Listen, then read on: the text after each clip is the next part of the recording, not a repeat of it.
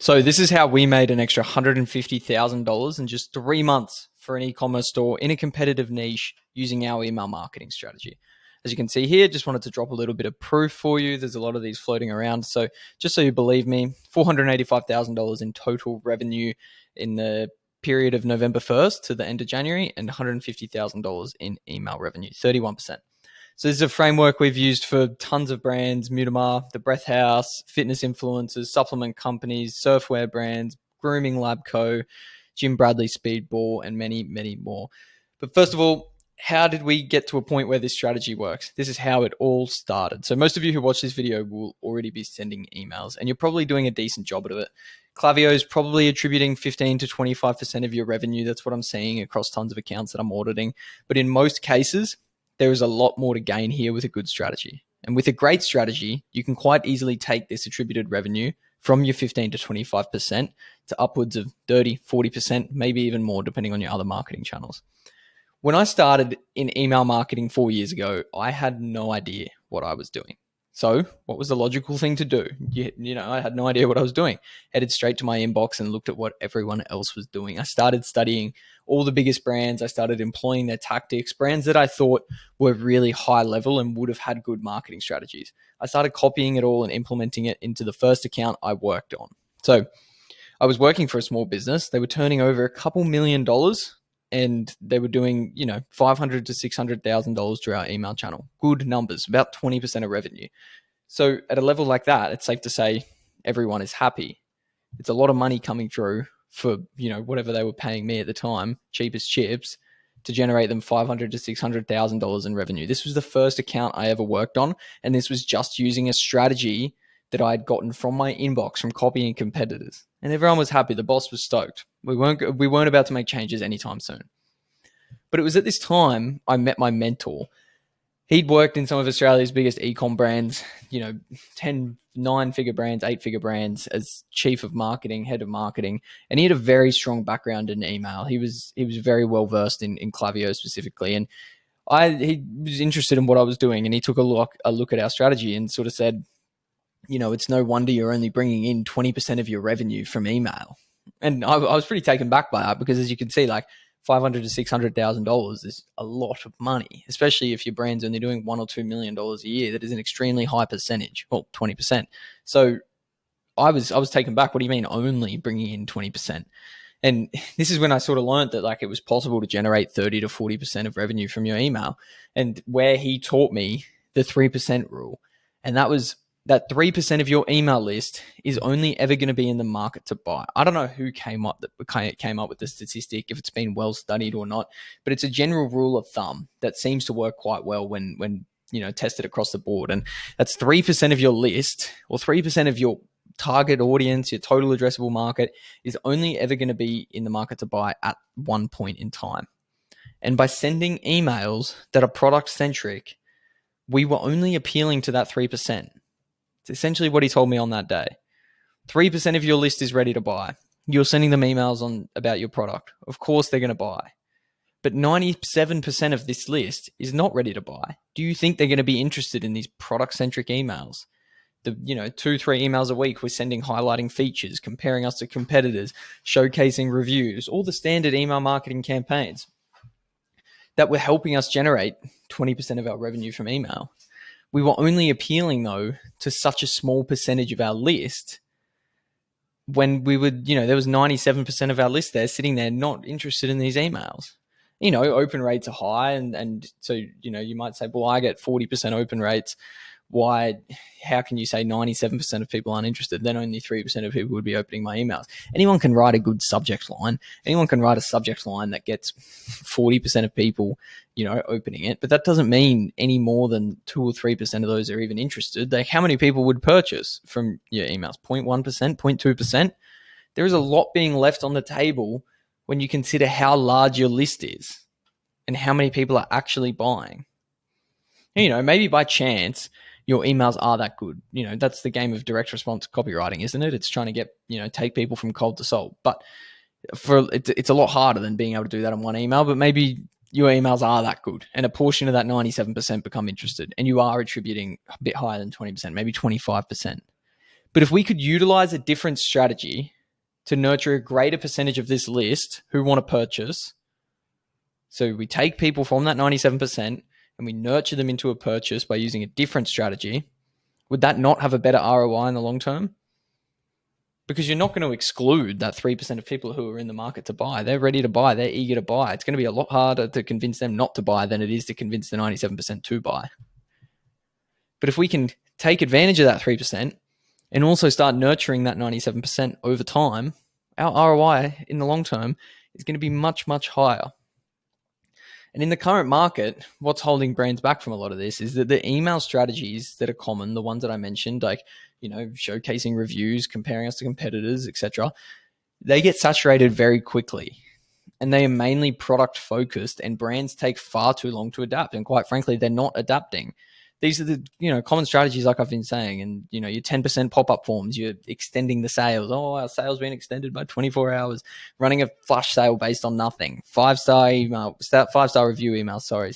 And then the shady internal family discount codes, like, oh, whoops, someone in the team has accidentally sent an email that should have only gone internal. No one buys that shit anymore. And 1 year ago, maybe 2 years ago even, these were all considered good strategies, but now many of them are obsolete. Like, if you start pulling crap like this, no one's going to open your emails. And even 10% pop-up forms, like, people are becoming, immune to those. They don't see it as a good offer anymore because everyone offers 10%. Like, getting 10% off is like standard. Most people think they could find a 10% discount code for a brand. Like, if they can't get 10% off, they're probably, less likely to buy. So you mix in the fact that people are only sending product-centric emails to the 3% of their list, and they're still using strategies like these that are saturated, obsolete, then you sprinkle in the February 1st Gmail and Yahoo sending requirements that they've hinted at might change even more, might even become more strict, and some brands can't even land in the inbox. Like, take this, for example. We had a client doing $100,000 a month selling beauty products. They had poor deliverability. They were struggling to land in the inbox. Less than 25% open rates or something. And they were consistently just running flash sales or sending products about their sales. Worst stats ever. Low click rates, low deliverability. But they had a lot of people on their email list, and they had that 3% of their market who was willing to buy at any given point. So they were making sales. They were bringing in $20,000 a month from their email. 20%. Another good example of the 20%. So they're making 100K, 20K is coming from email. They're like, wow, this is great. Our emails are great. We're making $20,000 a month. But little did they know how much they were leaving on the table. And once we moved them over to our system, which I learned from my mentor, which focused on engaging larger portions of the list, we were able to improve deliverability and enforce our engagement building strategy and add $15,000 to that top line pretty quickly. So we were able to take the email revenue from $20,000 to $35,000.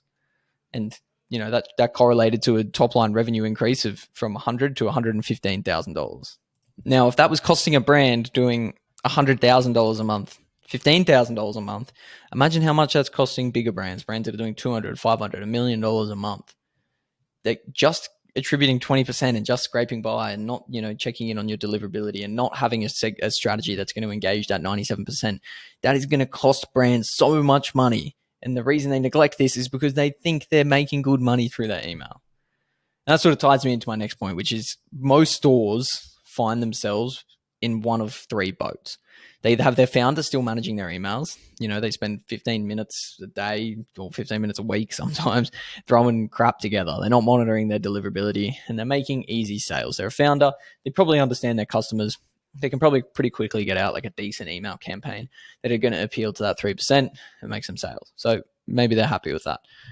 Or they're relying on a junior or assistant marketer from their in-house team. They've put together a team, maybe 3, 4, 5 people, and they have one person at the bottom of the rank, and they're like, you can control our emails because no one else wants to do it. And it's kind of seen as like the little brother of marketing in a sense, or the little sister of marketing. Like, no one wants to touch it. Let's just give it to the junior. They spend so much time on it. They put hours into flashy designs. They maybe even outsourced to some designers. And all of the emails push products or find a creative way to push a product. And they attribute 15 to 25% of the revenue. Maybe they're doing a little bit better than the founder was. And they go, wow, this is great. We've seen an uptick in the email revenue. Happy days. But they're still leaving 10 to 15% on the table because they're lacking that good strategy that appeals to the entire list. And they also most likely lack consistency because it takes them so many hours to bloody put a campaign together. They don't, hit their targets. They don't hit 3 a week. Or lastly, brands find themselves hiring a shitty agency. They realize that maybe they're leaving their, some money on the table in their email department, or quite frankly, the founder is sick of it, or the junior marketer quits or whatever. There's an opening. They need someone to do their emails. An agency reaches out at a convenient time, and then you go, sweet, I'm going to hire them. Get this email off my plate. Couldn't have come at a better time. Thank you. But like 90% of agencies, they're just spamming cold outreach. They have no experience. They come in, they try to force sales from your list so they can get a quick ROI and impress you, and they suck. Maybe they get quick results, but they never make it in the long term. They never get good long-term results. And all of these 3 things have something in common, and it's that they often result in the same outcome. A bad email strategy that only appeals to this 3% of customers ready to buy, or even worse, just landing in spam. But a lot of you watching this video probably don't need me to tell you that 97% of your list isn't in the market to buy. You probably already have a feeling, or maybe you even heard this statistic being thrown around before.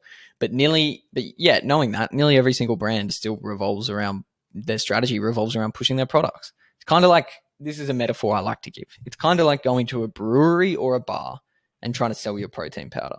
You're out on a Saturday night, you've got your bag of protein powder, you're an e-commerce brand. You see the bloke drinking at the bar. You go, would you like to buy my protein powder? And he goes, why the would I want to buy your protein powder? I'm just trying to enjoy my beer. Get out of my face. I'm not going to engage with you. Instead, the smart Ecom founder, he's waiting in the gym parking lot on a Monday morning. He's waiting for old mate who was at the bar on a Saturday night to go wake up on Sunday all hungover, feeling sorry for himself, going, fuck, I need to make a change. I'm going to the gym tomorrow morning. This week's the week I change. And you catch him in that moment. He's walking into the gym. He's decided he's going to make a change. Easy sell protein powder. That person has gone from the 97% on the Saturday night to entering the 3% on the Monday morning. Some brands are constantly harassing people on the Saturday night while they're in the 97%, trying to push products and, of course, making no sales, where the smart brands are waiting for them to enter the 3%. So you can see how that's going to just lead to much more easier sales, right? I can hardly blame you. You might be sitting here now going, crap, this makes so much sense. But, I don't blame you. When you're time poor, putting together valuable content is not an easy thing to do. It's not an easy thing to do consistently. When making emails about your products, which you already have all the creative assets for, it still takes brands hours and hours to do this sometimes. They've got to pass it through all their hands. They've got to get the copywriter, the designer, the strategist, the email scheduler, whatever. It's hard. It's time. You're time poor, and the easy thing to do is just to push emails about your products because that's what you know. So in the rest of this video, I'm going to show you exactly how much this is going to be costing you, just so you understand. But then I'm going to show you how to fix it using our exact strategy that we've employed for all the brands that are listed above. So keep watching on. If you are someone who knows there's a lot of money to be made in your email, you're possibly getting good results, like I mentioned, 15 to 20%, maybe even 25%, but you suspect there is more to be made or you're not making the most of your list. Keeping up with the sending requirements recently has been a pain in your ass. It's a bit of a challenge, and you're not around the technical side of email, and you don't want to be wasting your mental bandwidth on that. You're already making, $50,000 a month, if not more, through your other marketing channels. This is the point in where this genuinely becomes an issue. If you're making any less than that, you're probably not being affected by this just because of your list size and, other areas of the business you've probably got to be working on. You may have a team of junior marketers handling your emails, but, you're not confident in their results and you hate leaving money on the table, don't we all? If this is you, if this accurately describes you, watching this video alone and understanding our strategy that I'm going to unveil at the end could quite possibly add 5 to 10% to your top line pretty easy. And that's not an exaggeration. You fix your email strategy. It's not an exaggeration to say you're going to add 5 to 10% of revenue. And if that's worth 20 to 30 minutes of your time, then it's going to be silly not to stick around. So like I said, right at the end, by the end of this video, you'll have the whole strategy on a platter. So let's take a look at what it's costing you. Like I've said, 97%. I've thrown that number around tons of times. 97%, 97%. Only 3% want to buy. Blah, blah, blah. But what does that mean in numbers? Well, I'm going to break it down for you.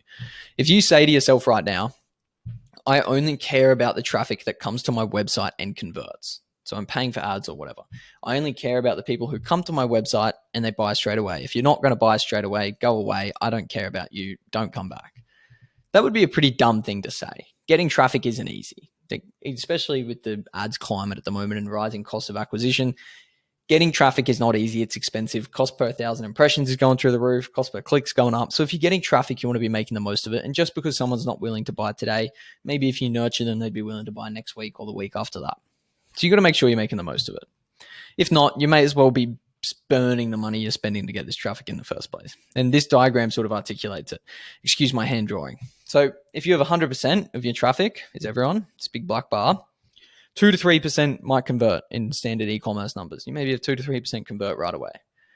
But if you can, like using good email marketing, if you can get 5 to 10% of people to opt in, there's a massive opportunity there that not enough brands pick up on. You know, if you don't have an email list, and it's not just enough to collect the emails, like anyone can put together a good pop-up form and collect the emails, but you obviously got to then nurture these to get any result from it. But if you can capture 5 to 10% through pop-up forms, and then say 10% of those captured emails go on to convert, that could be an extra 2 to 8 sales per 1,000 website visits. Say you're getting 50,000 website visits a month.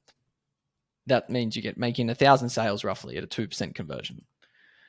But 10% have opted in. So you have 5,000 emails you've collected. You've already converted 1,000 of these. So there's 4,000 extra emails you've now collected that didn't convert but came from your traffic. If you can get 10% of those people to buy, that's 400 extra sales or 40% more revenue.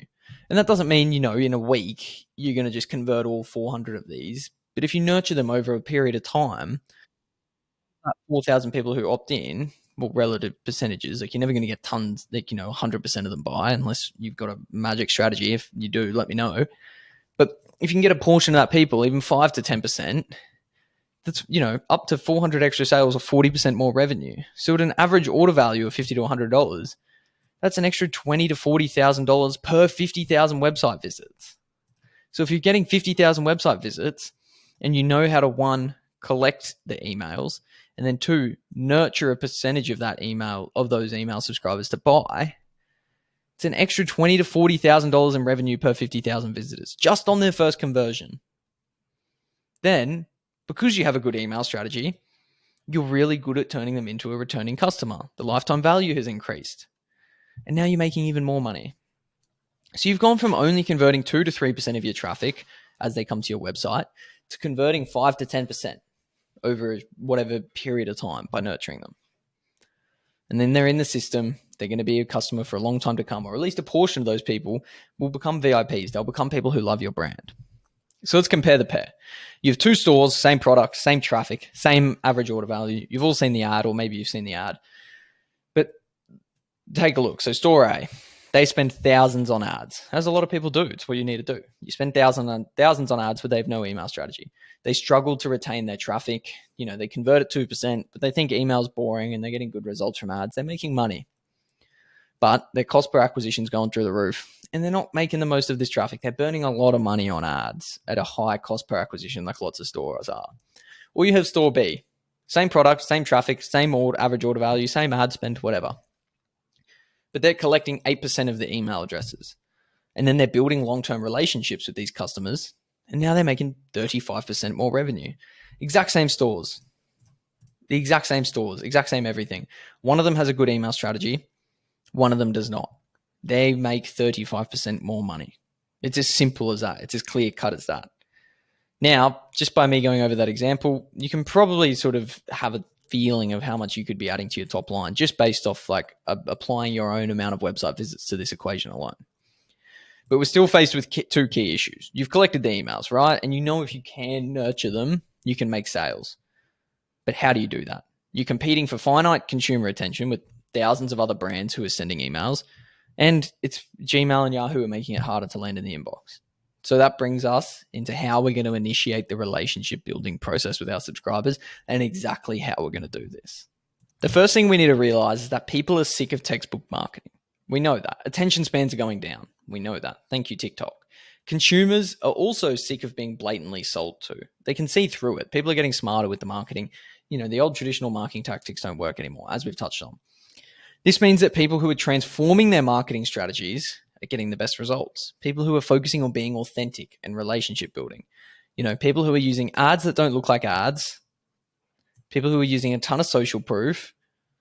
people that are relying on a strong brand identity, they really stand for something, brands that provide value, and brands that are showcasing personality. All of these types of people are growing. Take a look at these 4 examples. These are all just in Australia, where I'm from.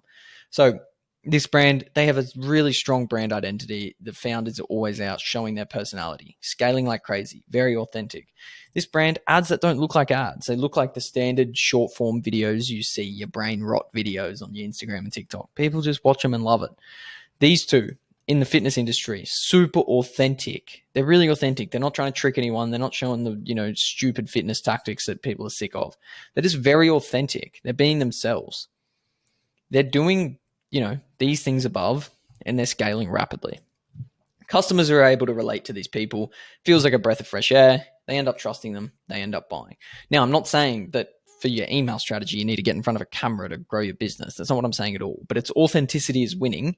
And that is very clear in content. It is very clear in ads. It is very clear in short form content and videos, but it has not caught on yet in the world of email marketing. 90% of the world's businesses are literally putting the word marketing into email marketing every single day. Everything they send is product centric, about a sale, a discount, cool features. Whereas the brands that are providing value, putting effort into their content, nailing their deliverability, and sending very engaging emails are now stealing all the attention and therefore taking all the money. And that's why we're changing the way that email is done, which is our relationship building framework. Essentially, the strategy, it's nothing, this name means nothing crazy special, but it's the strategy that we use to build relationships with our subscribers, as simple as that.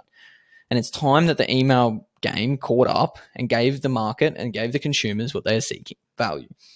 Customers want to fall in love with a brand that has never been more obvious. They want to align, they want to relate, they want to feel looked after, and they want to be in 2-way relationships. They don't want to just feel like they're being sold to, they want to feel like they stand for something.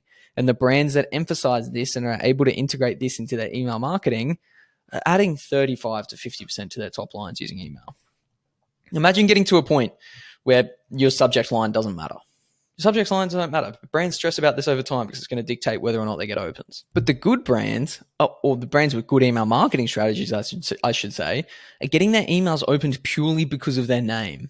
They have spent so long sending such valuable content that they've built immense rapport with their subscribers. So whenever their name comes through in the inbox, people are just opening their emails because they know it's going to be a good email. They're not going, oh, what's that subject line? Should I open this? They're going, oh, this brand sent an email. They always send great emails. I always get value from them. I'm going to open it. So then when it comes time to run sales, you have a super engaged portion of your subscribers who know they're going to get a banger email regardless of it, and they're just subconsciously going to open it. Think of the power in that. We do this by, using our high converting opt-in forms to get people to sign up, completing our email flows, and using regular value building campaigns. And that's how you get the metrics like these: super high open rates, super high click rates, product launches, campaigns that are doing 75K in revenue. So if you're asking for engagement, you got to think, why would someone want to spend some of their time opening an email about your product? The only people that do that is going to be in the 3%. So if we're going to ask for someone's engagement, we need to be providing value in return. This is a good list of, some of the examples of campaigns we'll use. Expert insights into the niche, showcasing UGC or really highlighting the community, building a sense of community, showing behind the scenes. How does our brand operate behind the scenes? Who are we? Meet the team. Entertaining emails, play on social trends, industry trends, leak some products, tell customer stories, show people how to use your product, cool how-tos or funny videos or YouTube videos, tell personal stories about how you founded the brand or how you founded your products or something really interesting that happened to you. It could be funny. It could be unrelated. If it's engaging, who cares? Write funny emails. People do that all the time. Really good creators are beginning to do that. Use blog style emails to showcase tips and tricks. Bust myths that people aren't sure about. Address common, frequently asked questions in your niche. People want to know questions. Like if you're in fitness, for example, there is so much noise out there that people don't know. They don't know the answer to, and they just get confused. If you position yourself as the truth seeker, the person who's going to deliver the truth, they're going to open all your emails and you're going to have tons of engagement. Tackle the objections. These are a great list of what you can do to get started. 80% of the time, we send emails like this. And that's where we're going to build the engagement, get people opening our emails just based on our name alone, have high clicks, and then get people coming back for more. But the caveat to this is we're not actually sacrificing short-term sales. Like a big objection right now is a lot of you will be sitting there going, oh, but how long do I need to do this for before I can run a sale? Because I really need to make some money. Well, the caveat is that these actually don't not sell. Like, they might not have the highest sales. They might not have the sales that are the same as if you ran a 25% off discount. But a lot of the times these emails actually sell really well, because if you're crafty, you will know how to weave your product into these emails without seeming salesy, and you'll know how to integrate these into a long-term monthly strategy where you can then push emails in between that are about your products that make sense, and then make up for perhaps a deficit in sales because you've sent a value email. Then you'll reach the advanced point of email marketing where you've engaged your list, you've provided value, you've built loyalty, and you've made money. What more could you want? It's like playing long term, without sacrificing short term results. The emails are still going to sell in the short term, but over time, you'll make even more sales than most companies who are just churning through their subscribers after a few quick wins, because you've built rapport. So this 6-step process, we're at the 6-step process. I'm going to outline exactly how we do this in 6 simple steps. You already should have an inkling of like what I'm going to say here. You know, the whole 80-20 value building strategy, appealing to the 97%. Like, that's the overarching principles behind the strategy. This is just the exact 6 steps that we use to ensure that we're going to do this for an account. So firstly, you need to set up your Klaviyo. If you're not using Klaviyo, why not use it? If you're in e-commerce, it's going to be a no-brainer. Set this up. No other platform will compare. You need to build out your flows. Secondly, I made this really clear before that you need to have your flows built out entirely. That's all your pre-purchase and all your post-purchase flows. You're going to build out the flows above. It's important that there is nothing missing here. You cannot miss a step in the customer journey. You cannot leave holes here. Like, if you're missing the active on site and view product, you're relying on your welcome flow taking people all the way to cart ads, where when you have all of them, your welcome flow can take people to active on site, which can then help people view products, which will then help them add it to cart. And as you can see, we take them through this funnel here. So you need to make sure nothing's missing, but don't spend weeks or months on this. Get the basics out to start with. We just need to have stuff at all steps of the customer journey, and then we can work on them and test them as we go. The key here is going to be to nurture. As I said, we want to take people through the funnel, not necessarily go from the welcome flow straight to sale, not necessarily go from active on site straight to sale. We just want to take people through their journey and hit them at the right points. Just having these in place for some brands, depending on how much traffic you're pushing, could contribute 10 to 20% of your total revenue. Not just your email revenue, your total revenue. Because these are 24/7 automated touch points right at the perfect times. So we've had clients in the past who are missing just 1 or 2 of these flows, and especially in the pre-purchase stage, and adding these pretty much added thousands in revenue to their top line in the following month just by fixing in some of these gaps. So make sure you have all these. Just pause here and take a screenshot if you need to. Thirdly, the 80%. What I've been harping on about, providing value. This is the key to everything. This is the key to the entire strategy. This is what my mentor taught me about, and this is what I just didn't believe when I first started, but I believe now because I've seen it in the results. Sending informative emails. The reason I didn't believe this is because I thought sending informative emails or any email that wasn't about the product was a waste of time. You know, we'd be annoying our subscribers, leaving sales on the table. And, you know, time was of the essence. You know, I needed to make sales every week. But once I was shown some of the numbers in the accounts of people who were utilizing this 80% strategy, like my mentor, I knew I'd been missing something. And the key to engaging the largest percent of people possible on your list was right there. It was right in front of my eyes. Send valuable content, which gives them a reason to open your emails. It's never been easier. Sit down and plan your next 30 days ahead. Write a list of 12 to 15 valuable campaign ideas, maybe using this list that I gave before. But the key here is that these need to be truly engaging and valuable, not just half-assed value and then a plug of your product.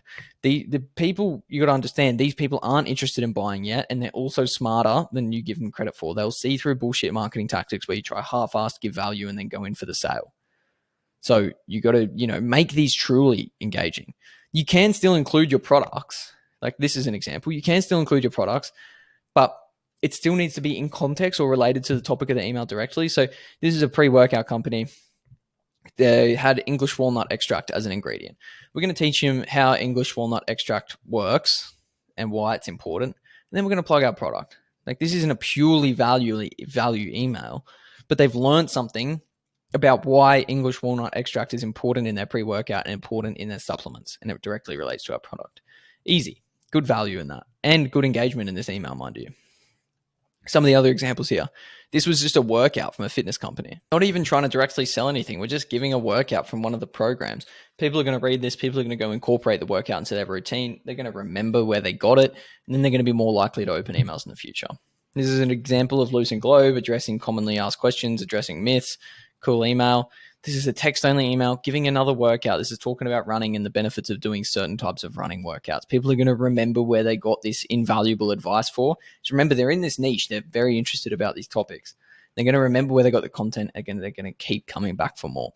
80% of your campaigns are going to be these, and your email list will start engaging more, churning less. You'll build relationships. Customers, your list will love you. They'll probably be replying to your emails going, wow, this is so good. They're going to feel like they can align with us. They're going to know us on a personal level, and they're going to feel like we're a real brand who stands for something. And this is where we begin to stand out from the crowds, and we can then execute on the 20%. So this is when you're going to be sending your sales campaigns 20% of the times. 20%, 1 in 5. So every 1 in 5 emails, you're going to be sending something directly about your product. It is okay to sell from time to time if you've put in the prior legwork by building value. This is where we're going to talk about benefits with our products, flash sales, discounts, reviews, whatever it may be. And because you've done that legwork, you're going to have more engagement here because we've built behavior patterns. 97% of the list, who maybe aren't necessarily interested in our products, have started engaging, or a portion of them have started engaging with our valuable emails. And they've built behavior patterns where they go, wow, these emails are really valuable. I'm going to keep opening them whenever they send. No matter the subject line, based on the sender name, I'm just going to keep opening them. And now they're opening regularly. So when you send a sale email, when you send, 1 in 5 emails, you send something about a sale or a discount or a flash sale or a benefit, they're going to be more likely to open it no matter what the content is because they know you send good emails. It's a behavior pattern. And now they love your brand. You've probably built some trust with them, built some rapport. If you have a good offer in there, they're going to be more likely to take you up on it and actually purchase. So you've successfully taken a portion of people from that 97% into ready to buy. Now, I'm not saying you're going to do this straight away. You're not going to send 4 valuable emails, 1 sale email, and just clean up. But this is a process. This is a cycle that you rinse and repeat all year round. And trust me, over time, the dominoes will start falling. Let's look at another example here. 2 of the same stores, but one of them has an email strategy, which is the product pusher, and one of them is the value provider. This guy over here, he's upset. He hardly gets any engagement because all he does is push his products. He got really good results early. People, that 3% bought early, but then everyone just started churning. All that, the rest of the list who wasn't interested started churning. Now he gets crappy email results. This guy, when it comes time to sell, his customers are really engaged because 80% of the time he's providing immense value. He has a higher lifetime value. People aren't churning as much. He's got really high email retention and lifetime on the email list. And he just makes a ton more money year round. And he's nice and happy here with his pile of cash. The old IQ bell curve meme. So we need to spend thousands on graphic designers and talk about how good our products are and push sales as much as possible. This is 97% of your email marketers. And then you've got all the, the low IQ and the high IQ here who are just talking about things they're interested in because that's what's going to work in the long term, engaging them. And it's a very small percentage of people. This graph probably accurately represents the reality of the email marketers in the world. Step 5, frequency.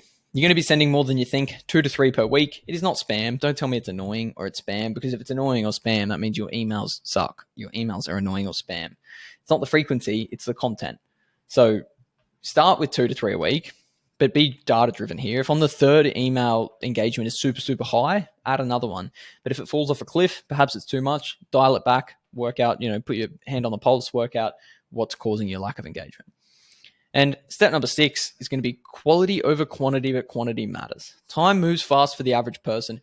If you're only sending once per week, people will forget about you. Other brands are going to be sending more often and they're going to take up more of their mental space.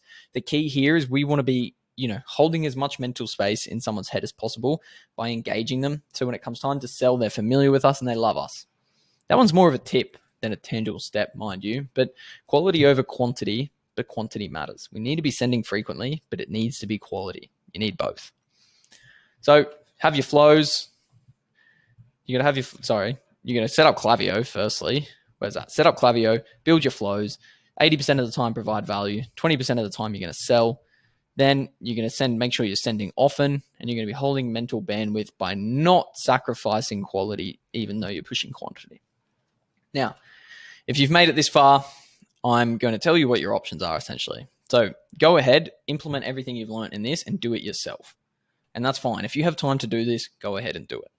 But if you're already trying to spend time working on the business, you're trying to spend time working on the business, sorry, not in the business, and you're pushed for time. So this is going to be adding another task. And if it is going to distract you from higher leverage tasks in your business, then it might not be a good idea. You might feel like you can do it, but if in a few weeks' time it's going to drop down the priorities list and you're going to be neglecting this, you've spent 30 odd minutes watching this video, you're like, that's it, I'm going to go away and implement it.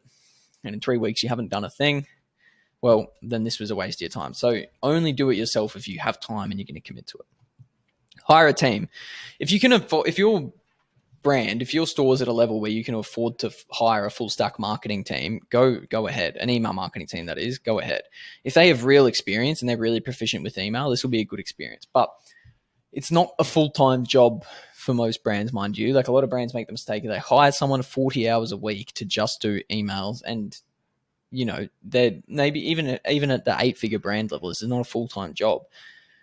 Like, you're going to pay someone, what, 6 to 10K a month plus? That's how much talent costs these days. And their full-time job is going to be email. Like, then you've got to pay them, everything else involved. And then the odds of that one person being able to do the entire process from copywriting, design, strategy, flows, that is awfully low. So if you hire in-house, you're going to need multiple people and you're going to be paying them a lot of wages. So hopefully, if you have an in-house marketing team and there's some people who are proficient in email, this might be a good route for you. But more often than not, you're going to need a lot of hands on deck because of all the different aspects of the entire process. Thirdly, obviously I'm biased, but book a call with us. On the call, we'll have a simple chat, see where you're at, see if we'd be a good fit. You need to vet us as much as we need to vet you. We don't do this process for everyone. We turn down a lot of businesses because we don't think they share the vision that we have with the strategy, and we don't think their brand or their product aligns with our strategy, and we don't think we'd be able to implement this for them. So as much as we need to vet you to see if you'd be a good fit for us, you need to vet us and see if we'd be a good fit for you. This isn't a traditional sales call. I'm not going to try to trick you into throwing your money at me. Quite frankly, I don't mind. I would just like to hop on, get to know you, you can get to know me. And if we're not a good fit, we can go our separate ways, and I can give you an action plan for your troubles, let you know what I would do if I was in your shoes, free of charge. And then for the right businesses, we will handle this entire process, from the email collection to flow setup, optimization, end-to-end campaign creation, to testing, to strategy, to scheduling, everything. We handle it all. You can have as much or as little input as you like. Your email will turn into a streamlined machine. You'll be building customer relationships, and most of all, making more sales in the long run. So if you like the sound of that, head to the link below, book a call. Thank you for watching this video. I appreciate your time, and I hope you learned something.